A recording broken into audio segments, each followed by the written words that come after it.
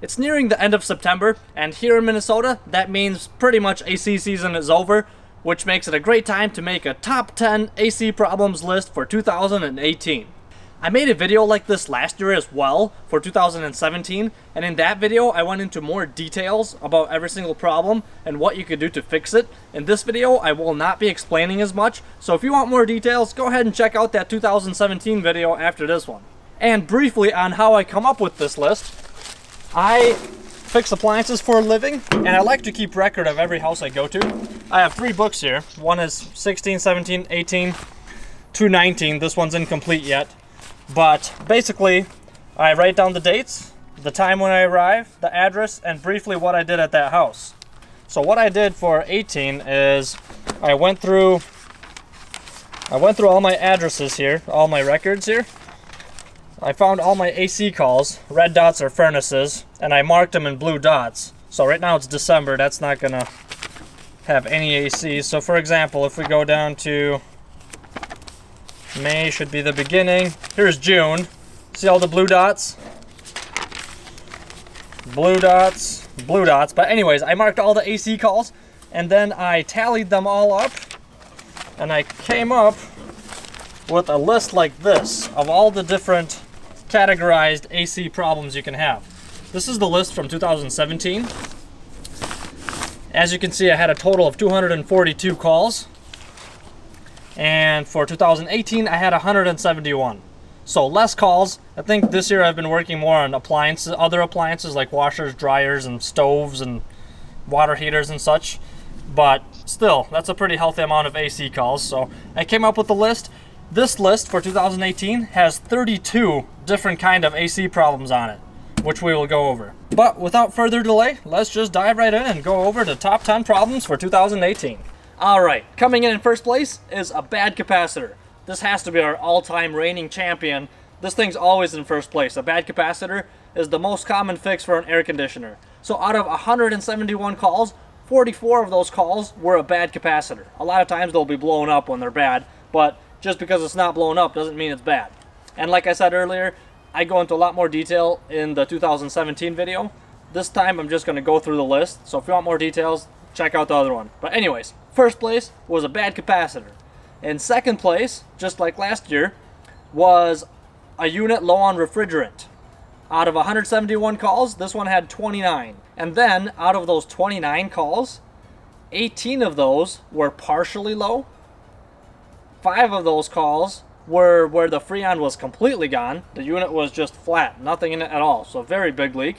And then, out of those 29 calls, 6 of them had an A coil that sits on top of the furnace or below, depending on how your furnace is set up. 6 of them had that coil completely frozen over where I had to thaw it out before I could do anything to it.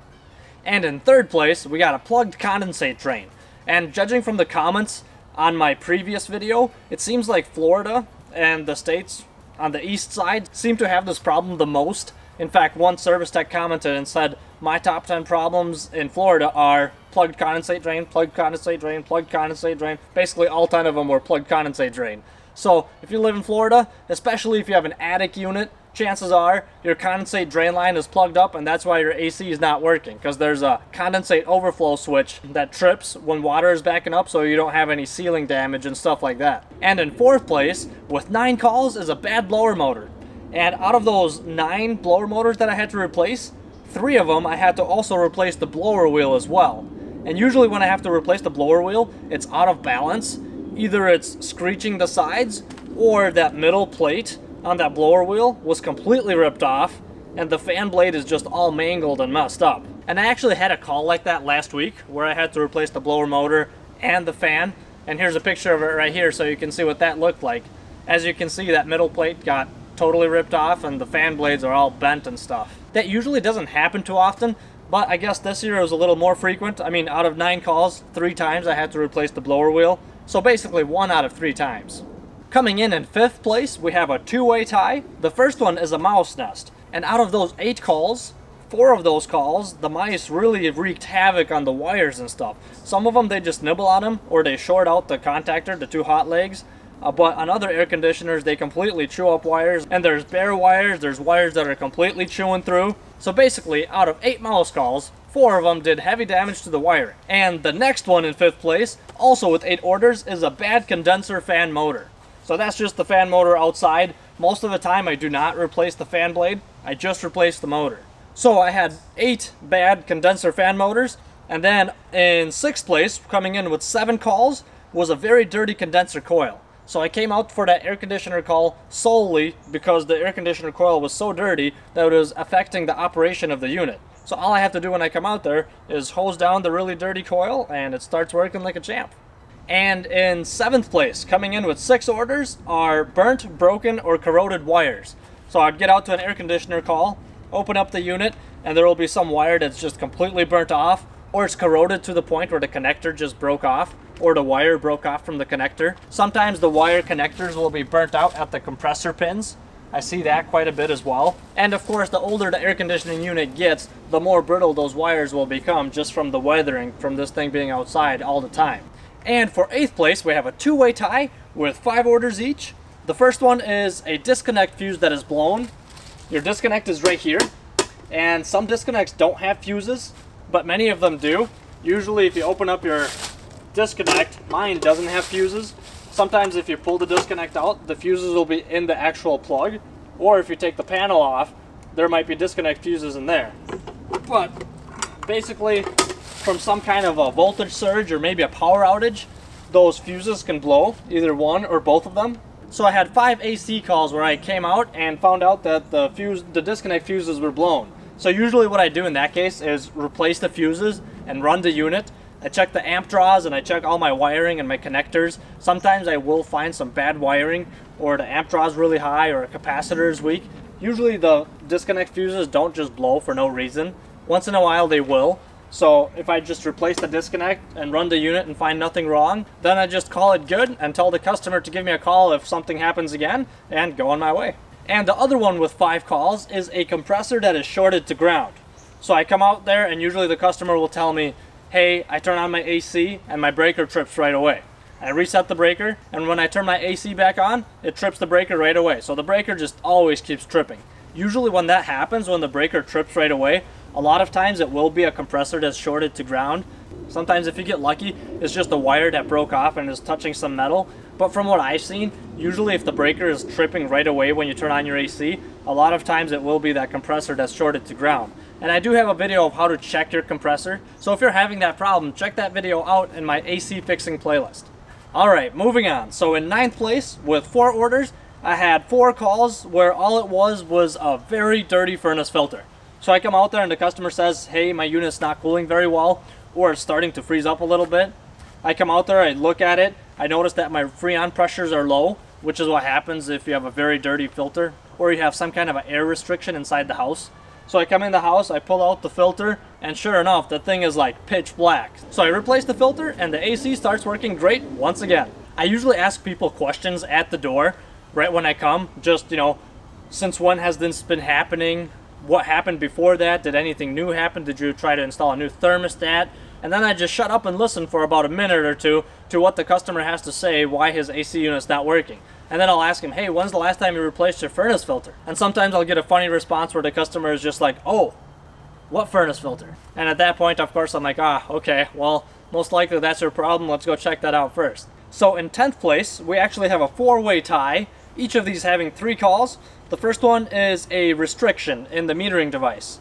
So basically the metering device is a small little orifice or a hole that compresses the liquid freon coming into it and turns it into a gas or a vapor. And that hole is really tiny. So for some reason there's some kind of a contaminant that got into the system. Some dirt or air or moisture is the worst one. That can plug up that little metering device and restrict the flow of freon through it, which causes cooling problems, and your air conditioner is not going to be cooling as well. And usually what that would look like if you were to hook up your refrigerant gauges, your high side would be high and your low side will be low. And the next one that had 3 calls is a tripped high pressure switch. And most of the time, the reason a high pressure switch would trip, basically it's installed on your discharge line or the high side. If your pressures, for some reason, your freon pressures are getting too high, that thing will trip. And a lot of times the reason your pressures get too high is because your condenser coil is very dirty. So most of the time if I see a high pressure switch that's tripped, all you gotta do is hose down the condenser coil even if it looks clean. This year I had a scenario where the coil looked very clean, but when I hooked up my gauges, the pressures were super high. So I thought, okay, what the heck, even though it looks very clean, I'll just go ahead and hose it off anyway. I hosed it off, and my pressures dropped on my low side and high side by like 100 psi. I've never had such a dramatic change just from hosing down a condenser coil that actually looks clean. And just another note, most high pressure switches are resettable. They'll have like a little red button on it that you can press to reset it. So if you press that button and your AC comes back on, turn your AC off, hold down the unit first, and then turn the unit back on, and most likely that will solve your problem. And the next one with 3 calls is a bad control board in the furnace, or a bad circuit board. And that can have different effects. Sometimes you see them where the control board turns on the furnace and the AC at the same time, or it'll run the outside unit but the fan inside will not run, or a bad board can just cause everything not to work. And the last one, in 10th place with 3 calls, is a furnace power switch that has been switched off, either by accident or they turned it off and forgot about it. But I have this at least a couple times a year where all I have to do is come out to somebody's house and all I got to do is just flip that furnace switch on and everything starts working great. Well, and that is it for the top 10, but since I have so many left over, let me just go over to honorable mentions. So with 2 orders, I had 2 contactors that had bugs stuck in them, and it seems like Texas and Arizona, down in that area, this seems to be a big problem where ants crawl into the contactor contacts and prevent that contactor plunger from pulling in. So if you live in one of those states, check your contactor first. I had to replace one fan blade where a twig had fallen in there and hit the fan blade, and eventually because of the disbalance and it had like a notch inside the fan blade, the actual fan blade just got torn off and they were left with just 2 blades. And the unit was vibrating like crazy. So after I replaced the fan blade, that thing worked really nice and quiet. I had 2 calls where the AC breaker was tripped. I had another call where the thermostat batteries were dead. Another one where the thermostat had bad programming in it, where it was programmed in the background but the customer wasn't aware of it. So the program was messing with him, you know, it was jumping temperatures around, so he couldn't understand what's going on. So I explained the program to him and how he can just put it on hold, and that solved the problem. I had 2 bad contactors and 1 bad transformer that I had to replace. I had 1 AC that was overcharged, so somebody at some point came out and added too much Freon to the thing. And I had 2 calls where the A-coil drain pan had a little hole in it and it was leaking. And the last 2 were kind of special cases. One was a customer was walking around with his weed whacker and just trimming his weeds and such, and he didn't even notice that he had whacked his thermostat wire clean in half. So of course nothing was working. And the other one was the customer had 3 dogs, and one of his dogs had also chewing that thermostat wire just clean in half. So once again, no power, nothing working. So I just spliced those thermostat wires back together and everything comes right back on. Well guys, and that is it for this list. If you have any other suggestions or if you're a service tech and you have other interesting orders, please add them in the comments below so everybody else can learn from them as well. I hope you found this video useful. Thank you so much for watching. Don't forget to mash that like button on your way out and we'll see you next time. And guys, I'm back. For those of you that watched this video all the way till the end, let me share this awesome Skittles trick with you. All you need is Skittles and then add water.